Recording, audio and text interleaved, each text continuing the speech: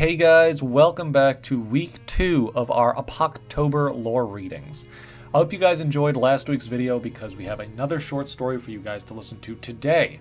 Those of you following my Instagram have already seen me complete my initial series of main character portraits, and you now know that I'm continuing this month with daily prompts from my list. I'm going to try to do as many as possible, and while they won't have any direct relationship to the lore that I'm going to be reading to you guys today, I'll be including the time-lapse footage of my most recent illustrations in this video because only one of my main character portraits is actually relevant to this chapter of the story. Before we dive into the lengthy reading, let's take a minute to appreciate some of the awesome work that you guys have been doing this month based off of my prompt list. I love how creative you guys have been getting with these prompts. Yes, my intention with the list was to cultivate a theme of cosmic horror, but by no means do you have to stick with that limitation. Some of my favorite illustrations from this past week have been by artists who go in a completely different direction with it, and I encourage those of you who feel uninspired by my art direction to try that as well. Alright guys, get cozy now. Today's video won't be quite as long as last week's because there's only one part, but it's still going to be a lot longer than our other videos. So sit back, relax, and enjoy the next chapter of At Benefit and Benevolent. Part 3. Brand's Demand. Looming over downtown Providence was the impressive Tolmes automobile manufacturing plant. Its great brick facade surveyed the river to the east and could be seen from almost any point in the city. The northern side of the building boasted an enormous clock face, the time to which all locals set their watches to. Its hands now indicated 49 minutes past 6, 4 minutes after Celeste's shift at the factory was to start. God, I'm an idiot, she said aloud to herself as she raced down towards the bridge that connected College Hill to downtown Providence. Why did I stop to argue with a bunch of kids? What a waste of time. She lost her footing as she hurried along down the steep incline of Transit Street, nearly losing her balance in front of the bizarre-looking lightning splitter house. She paused in front of the strange, black building. It was so out of place in this neighborhood. Small, misshapen, and old as anything. Supposedly, it had been designed in such an odd way to reduce the damage taken from a lightning strike. "Focus, Mason!" she heard a voice in her head shout. She shook her head, caught her breath, and continued down the sloping road at a jog. As she reached the end of Transit Street, panting and sweating, she reflected on her uncanny ability to be distracted by the tiniest mystery.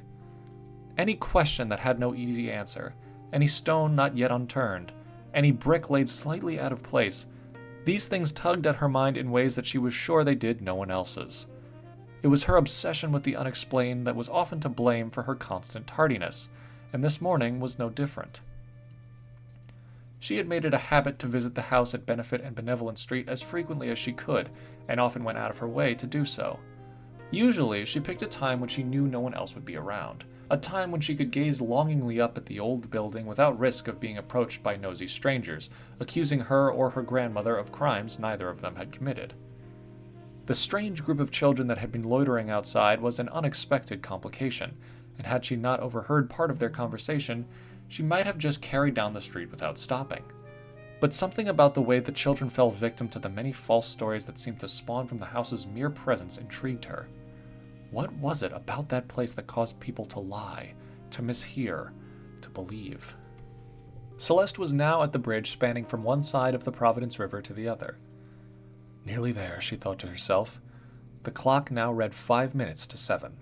She would be more than 15 minutes late. But still, the thought of that enigmatic house took precedence over her fear of being reprimanded for lateness. She found herself slowing down as she crossed the bridge, her mind drifting back to the irresistible questions that shrouded the mansion at Benefit and Benevolent in mystery. She knew from a child that her grandmother owned that house, for it was surely not Juno herself. Celeste had guessed that if Juno had her way, she, Celeste, would never know that the entire property was left in the Mason name. As Celeste grew, Juno would tell her over and over again that the house was dangerous. "I don't want you anywhere near that place. You hear me, girl?" she would say, as if scolding Celeste for something she had already done wrong. For years, this was enough to keep her from even thinking about the house. It was like some sort of unwritten law, as real and consequential if broken as murder. But as she grew older, this unexplained ban became more and more tantalizing. Celeste recalled how her grandmother deflected the questions that she had asked her over the years. "What's in the house, Grandma?" she would ask. "Nothing you need concern yourself about, girl," Juno replied. "Did something bad happen in there?" was another question Celeste had asked over and over again. "Never you mind, child. Little girls shouldn't be hearing about such things," the only answer Juno ever gave. "Are you scared of the house, Grandma?" "I am." But despite Juno's insistence to keep the truth from her granddaughter, these responses only fed the fire of burning curiosity that raged within Celeste. She needed to know more and pressed her grandma for information as often as she could. After some time, Juno had stopped revealing anything further and instead would become enraged at the mere mention of the house, as if the subject itself was like a disgusting swear word. Celeste stopped asking, and Juno grew more and more reserved with every passing day. It was at this point that Celeste had decided to simply sneak out and investigate on her own, stealing away at night under the pretense of going to school or visiting non-existent friends, and going to stare at the house in person. But in spite of her unyielding thirst for answers, she was unable to ever bring herself to enter the decrepit mansion. Whether it was out of respect for her grandma's wishes, a reluctance of being caught, or a general fear of the unknown, something stopped Celeste at the patch of lawn just in front of the old building, and she could never bring herself to do more than stare. The house seemed to taunt her, ignored by so many but positively filled to the rafters with mystery. If only she could get inside, if only she had the nerve to defy her grandmother, or, as Celeste had begun to feel more recently, if only the old bat had taken the damn house when Dor had left it in her name. At this very moment, Celeste was on her way to a job that paid too little, demanded far too much of her time, and cared nothing for the well-being of its workers, all to support her and her grandmother. And yet, they would have no need to pay rent for a basement infested with rats, could afford proper meals and decent clothes. They could live a normal life, if only Juno had taken the money. The young girl's voice echoed in Celeste's mind. "My daddy said that she doesn't deserve the house, and if she won't sell it, then the bank will do whatever they can to give it to someone who appreciates it." Celeste seethed with frustration. On the one hand, that uptight suit at the bank had no right talking about her family like that. On the other hand, she found herself agreeing with him. Then another voice, that of the tall boy the others had called the Bull, drifted back into her head. "This is a big house. Why don't you and your granny live here?" Why don't they? Why shouldn't they? Why would Juno, after spending the time and effort raising Celeste after her mother had left, not take it upon herself to give her granddaughter a better life? Didn't she deserve it? The only thing Juno had cared to give Celeste from the professor's estate was a bizarre-looking pendant that was apparently from some archaeological dig. Despite her resentment towards this pittance, she still wore the thing every day, and now found herself clutching it under her shirt. The strange, cold metal almost seemed to vibrate in her hand. "You look troubled, child." At first, Celeste thought that this, too, was another voice in her head, another irritating memory swimming back into her consciousness. Then she started, releasing the necklace from her grasp. She had reached the end of the bridge and was looking straight ahead, in the direction of the factory, but something was moving just off to her right. She turned her head slowly, scanning the rocky bank of the river that stretched under the bridge where it connected to the shore. "Down here, girl," the voice said again. Celeste was not imagining it. It was coming from underneath the bridge. She peered over the stone barrier that ran alongside the bridge's edge and down onto the algae-covered rocks. On most days, the water was high enough to conceal this patch of shoreline, but it was unusually low today. Celeste's nose filled with the unpleasant smell of low tide and street runoff that accumulated alongside the river. Then, a few of the smaller rocks shifted. They tumbled out from underneath the lip of the bridge, disturbed by something moving just out of Celeste's sight. There was a sound of crunching footsteps, and slowly Celeste became aware of a short, raspy breathing echoing from somewhere below where she stood. Without thinking, she hoisted herself over the edge of the bridge and fell a few feet onto the slippery pebbles below. She stumbled at first, then righted herself against one of the larger rocks.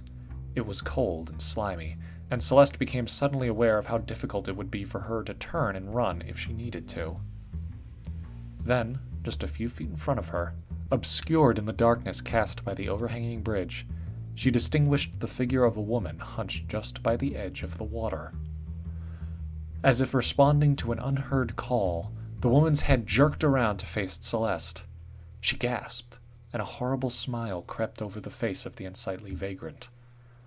The woman started to move closer to Celeste, and as she drew nearer, the morning light spilled over her, revealing her limb by limb.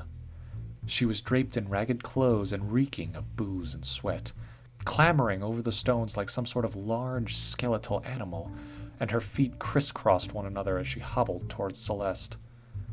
As her face became visible, Celeste's heart skipped a beat. She knew this woman. In fact, she had known her for most of her life. Her name was Victoria Brand, and she had once been a close friend of Celeste's grandmother, Juno. Celeste remembered, as a young girl, having Miss Brand over for dinner on Sunday nights. She was a strange woman by any standard, and was known for very loudly sharing her opinions on all sorts of topics that most people would consider to be uncouth to discuss in mixed company. It was this attitude, Juno had told Celeste when she was around 10 years old, that was to blame for the woman's inability to hold a steady job. Celeste could not quite remember when exactly the last time she had seen Miss Brand had been, but it had certainly been well over 5 years. Her grandmother had stopped inviting her over for dinner after a particularly long stint of unemployment, which Celeste had secretly thought to be unfair and somewhat cruel. In Juno's defense, however, it seemed that Brand's detachment from reality had only worsened since she had last worked. She was clearly homeless, malnourished, and inebriated.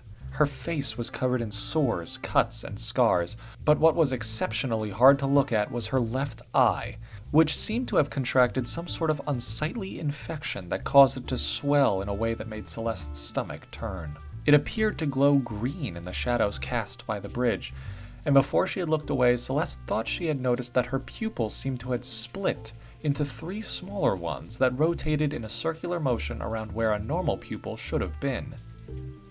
Celeste thought for a moment that she felt the necklace resting against her bare chest heat up rapidly. She winced and pulled it out from under her shirt. Without really knowing what she was doing, Celeste took a step back as Brand came closer to her. The disheveled woman frowned, tilting her head at Celeste as if she did not understand why anyone would want to distance themselves from her. Celeste kept her eyes fixed on Brand as she straightened up, wiping her slimy hands on her equally filthy jacket. She coughed and made an attempt at brushing her tangled vines of hair out of her face. Then she smiled at Celeste, displaying her rows of misshapen and discolored teeth. "Miss Brand?" Celeste spluttered, trying and failing to sound polite and not nearly as uncomfortable as she felt. "You remember me!" exclaimed Brand, throwing her arms up into the air and looking around as if addressing a crowd. "She remembers me! I knew she would!" She stamped her feet on the wet stones beneath her, producing an awful resonating clinking sound that echoed ominously off the walls of the bridge. "But please," Brand continued, "call me Victoria. You're no small girl anymore, are you, Celeste? No need for such demeaning formalities." "I'm comfortable with our already established relationship, Miss Brand," replied Celeste. She had taken another step back. Brand froze, stared back at Celeste, then suddenly hunched over like she had been struck in the stomach.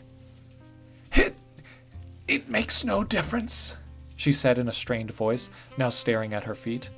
"She will listen to me. She will still indulge my request."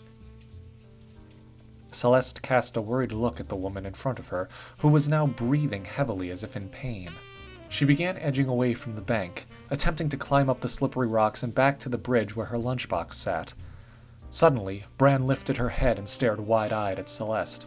She froze, the uncomfortable feeling in her chest now becoming a much more pressing sensation of fear. The necklace was now surely emanating heat. She could feel it penetrating her shirt and burning onto her flesh again. She made to adjust it, and noticed that Bran's eyes followed her hand with hunger. "Please," implored Brand, not taking her eyes off the necklace. "I know what I've become must be difficult to process, but—" She recoiled again, wheezing and coughing in pain and clutching her head. Give me time, she shrieked at the ground, her eyes closed tightly. You still don't understand them. There are always ways. We need not resort to violence. Miss Brand, are you talking to me? Once again, Brand turned to look at Celeste so abruptly that it was as if her neck had been snapped. Tears had started to well in the old woman's eyes, but she was now forcing another smile that made Celeste shiver and her stomach clench. I didn't mean to. I'm sorry if I've startled you, dear, said Brand in a much more level and motherly voice. I'm truly not myself these days. Celeste couldn't help herself. She had glanced briefly at the horrible, infected left eye. The 3 pupils were spinning rapidly now, and the swollen veins that sprawled along her face pulsed nauseatingly. A heavy, clanging bell rang out from the clock face atop the factory's facade. The 2 women jumped, and Celeste turned to see the time. It was now 7 o'clock, and to Celeste's unpleasant surprise found that she had continued to move closer to her in the few seconds since she had turned away. Now the necklace was vibrating as well as emanating heat. Miss Brand, I really must be going. I'm already late for work and— No! Brand shouted, and her arm shot out to grab Celeste. She gripped her wrist with such surprising strength that Celeste couldn't help but let out a small whimper of pain. She tried desperately to loosen the grip of the old woman around her arm, but she would not budge. Please, ma'am, I'm sorry about your situation. Maybe I could come back and help you after work, but I need to go now, Celeste pleaded. Brand's eyes widened again, and she looked as shocked as Celeste to find that she had grabbed her so tightly. She released her hold on her, and Celeste fell backwards onto the cold, wet rocks. I'm so sorry, she whispered, staring at her scarred and veiny hands. I don't want to hurt you. They don't understand how frail we are. Celeste struggled to get to her feet. Who doesn't understand? What are you talking about? She asked Brand, all the time continuing to move backwards up the bank. At this, Brand let out a rising, blood-curdling shriek that split the morning stillness. She fell backwards and scrambled along the rocks, smashing parts of her body against the sharp stones. Celeste was terrified, but she felt that she should do something to help her. The necklace was now so painful against her chest that she had no choice but to unclasp the chain and pull it off. It trembled as she held it in front of her. What was happening to this thing? Shut up! Screamed the old woman, covering her ears to block out some unheard sound that was apparently so loud it was causing her pain. You've not given me enough time. Why can't you let me talk to her? She was my friend. I am not yet lost. Then, without warning, she stopped moving. She sat up slowly, not using her arms to hoist herself off the rocks, but instead looking like she was being lifted by several invisible strings attached to her body. Suddenly, she was at her feet again. Her eyes were set on Celeste, who was now finding it impossible to look away. She stared into the rotating pupils of Brand's left eye, which were now spinning so rapidly that they seemed to form a solid ring. Your necklace, girl. A horrible voice, not quite belonging to Miss Brand, spilled out of her gaping mouth. Celeste's eyes darted to the necklace, which was now being held in her outstretched arm as if she was offering it to Brand. Oh no, I'm sorry. Celeste retracted her arm and clutched her necklace closer to her. It still burned her hands, but she did not want Brand to think that she was going to surrender it to her. Was that really all she wanted? Jewelry to pawn off so that she could buy herself another bottle of whiskey? Brand swayed menacingly on the spot. Her head fell to one side, and she let out a noise that was somewhere between a cough and a laugh. The mortal vessel is under the impression that she can procure the amulet from you without violence, she said again in her unnaturally deep and echoing voice. We think otherwise. But perhaps it is worth one more try. Brand stumbled forward, now so close to Celeste that she felt the need to hold her breath so as to avoid breathing in her putrid smell. Miss Brand, whispered Celeste, I'm not giving you my necklace. It was a gift from my— Grandmother! Interjected the corrupted voice of Brand. She cackled maniacally. What a gift indeed! Surely one of the many that she inherited from that old fool Dor. You must have hundreds of priceless artifacts just like it. The way Brand said this seemed to imply that she knew the truth. After all, she somehow already understood the complicated relationship between Celeste, the necklace, her grandmother, and the professor. Did she also know that Celeste had been shortchanged? She was beginning to think that this necklace meant more to Brand than whatever monetary value it may possess, and she added, "So I won't give it up. Understand? It's the only—" How cruel! Brand shouted over Celeste before she could finish. A fury burned in her human eye as the other one pulsed and its pupils whirled sickeningly. For all the treasures that she absconded undeservedly, for all the riches that fell into her lap, all she leaves her only living relative is a necklace surely worth little more than a dime. Brand grabbed Celeste by her shoulders and shook her slightly. What do you owe that woman, Celeste? What has she done for you to warrant such loyalty? You are strong, capable, intelligent. Don't follow her path of paranoia and fear. Let this necklace be the first of many burdens you shed in the name of a better future. Not for your grandmother's sake, but for your own. It was as if Brand had been reading Celeste's thoughts while she was crossing over the bridge just a few minutes ago. She was putting into words the exact sentiment that Celeste had felt for years, but could never say herself. The frustration that she felt towards this unexplainable injustice, it resonated with her in such a way that it was like some ugly part of her subconscious had manifested in human form before her. And yet, I can't give it to you, Brand, Celeste replied, and Brand's face twisted with frustration. It still means something to me. A reminder that I have questions yet to answer. Motivations for me to keep pressing forward in spite of it all. And though I may not feel like it all the time, I at least owe Juno enough not to give away something that clearly means so much to her as well. I see. Brand took a step back and looked much calmer now. It was almost more frightening than when she was writhing uncontrollably on the rocks. Well, we had a feeling it would come to this. Brand seemed to think you'd relinquish it out of pity. Our backup was to play off of your resentment for the thieving old hag that raised you. But in the end, it was bound to come down to a matter of life and death.